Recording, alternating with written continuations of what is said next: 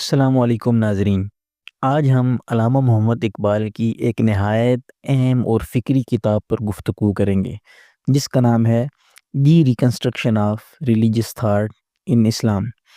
یہ کتاب عام مذہبی کتابوں کی طرح نہیں، یہ نہ فقہ کی کتاب ہے، نہ تصوف کی، اور نہ ہی فلسفے کی روایتی کتاب، بلکہ یہ کتاب ایک سوچنے والے مسلمان کے لیے لکھی گئی ہے۔ اقبال نے یہ کتاب اس دور میں لکھی جب مسلمان دنیا شدید فکری بحران کا شکار تھی۔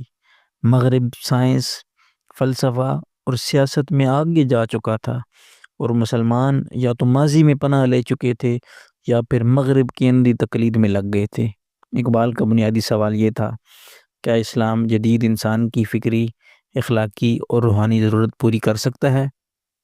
اقبال کا جواب: ہاں، لیکن صرف اس صورت میں جب اسلام کو زندہ فکر کے طور پر سمجھا جائے، نہ کہ مردہ روایت کے طور پر۔ دین، مذہبی تجربہ اور حقیقت۔ اقبال سب سے پہلے دین کی اصل حقیقت پر بات کرتے ہیں۔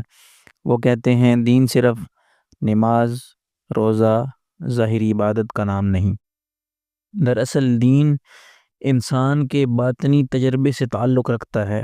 یہ وہ تجربہ ہے جس میں انسان اپنی کمزوری کو پہچانتا ہے، حقیقت سے جڑتا ہے اور اپنی زندگی کو ایک مقصد دیتا ہے۔ اقبال یہاں سائنس سے مثال دیتے ہیں۔ وہ کہتے ہیں کہ سائنس بھی حقیقت کو براہ راست نہیں دیکھتی، بلکہ تجربے اور مشاہدے کے ذریعے حقیقت تک پہنچتی ہے۔ اسی طرح مذہب بھی اندھی تقلید نہیں، بلکہ زندہ تجربہ ہے۔ اقبال واضح کرتے ہیں وہی عقل کے خلاف نہیں، عقل سے بلند ہے۔ عقل سوال کرتی ہے، وہی سمت دیتی ہے۔ عقل کی حد اور وحی کی ضرورت۔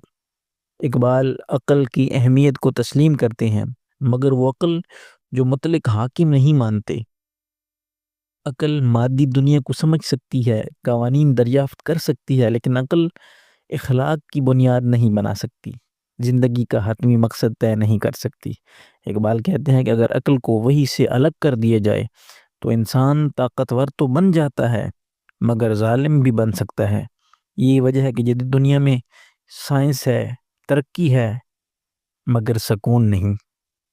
اسلام اور سائنس، تصادم یا تعاون، یہ حصہ آج کے دور میں سب سے زیادہ اہم ہے۔ اکثر کہا جاتا ہے کہ اسلام سائنس کے خلاف ہے۔ اقبال اس خیال کو سختی سے رد کرتے ہیں۔ وہ کہتے ہیں قرآن سوال کرنے سے نہیں روکتا، بلکہ غور و فکر پر زور دیتا ہے۔ اسلام میں کائنات کوئی فریب نہیں، بلکہ خدا کی نشانی ہے۔ اقبال کے مطابق کائنات جامد نہیں، مسلسل ارتقاء میں ہے۔ یہ تصور جدید سائنس کے بالکل قریب ہے۔ اقبال کہتے ہیں سائنس طاقت دیتی ہے، دین اخلاق دیتا ہے۔ اگر طاقت اخلاق کے بغیر ہو تو انسان تباہی پھیلاتا ہے۔ خودی، انسان کا اصل مقام۔ اب ہم کتاب کے سب سے مرکزی تصور کی طرف آتے ہیں، خودی۔ اقبال کی خودی انا نہیں، غرور نہیں، بلکہ شعور ذات ہے۔ خودی کا مطلب ہے اپنی قدر پہچاننا، اپنی ذمہ داری قبول کرنا، خدا کے سامنے جواب دہ ہونا۔ اقبال کے نزدیک اسلام غلام ذہن پیدا نہیں کرتا، بلکہ خوددار انسان پیدا کرتا ہے۔ ایسا انسان جو تقدیر کو الزام نہ دے، حالات کے آگے نہ جھکے، بلکہ جد و جہد کرے۔ اقبال کہتے ہیں کامل انسان وہ ہے جو خدا کے سامنے جھکے مگر غیر خدا کے سامنے نہیں۔ تقدیر، اختیار اور عمل۔ یہاں اقبال ایک بہت غلط فہمی کو دور کرتے ہیں۔ ہم سمجھتے ہیں کہ سب کچھ پہلے سے لکھا ہے، انسان مجبور ہے۔ اقبال کہتا ہے یہ تصور اسلام کا نہیں، بلکہ مسلمان کی کمزوری کا نتیجہ ہے۔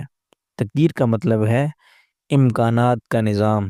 انسان انتخاب کرتا ہے، فیصلہ کرتا ہے اور عمل کے ذریعے اپنی تقدیر بناتا ہے۔ اقبال کے مطابق عمل کے بغیر ایمان نامکمل ہے۔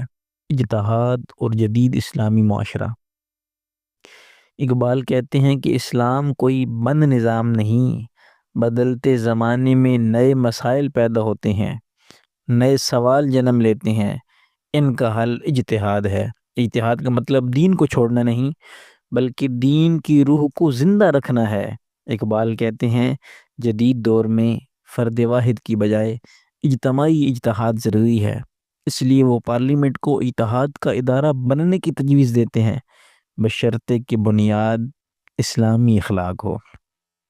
آخری پیغام، اقبال کیا چاہتے ہیں؟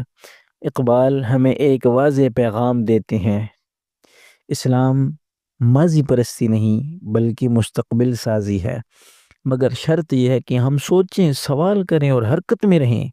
اقبال کا اسلام انسان کو باوقار بناتا ہے، ذمہ دار بناتا ہے اور بعمل بناتا ہے۔ اگر ہم اسلام کو صرف رسم کی بجائے فکر سمجھ لیں تو اقبال کی یہ کتاب آج بھی ہمیں فکری غلامی سے نکال سکتی ہے۔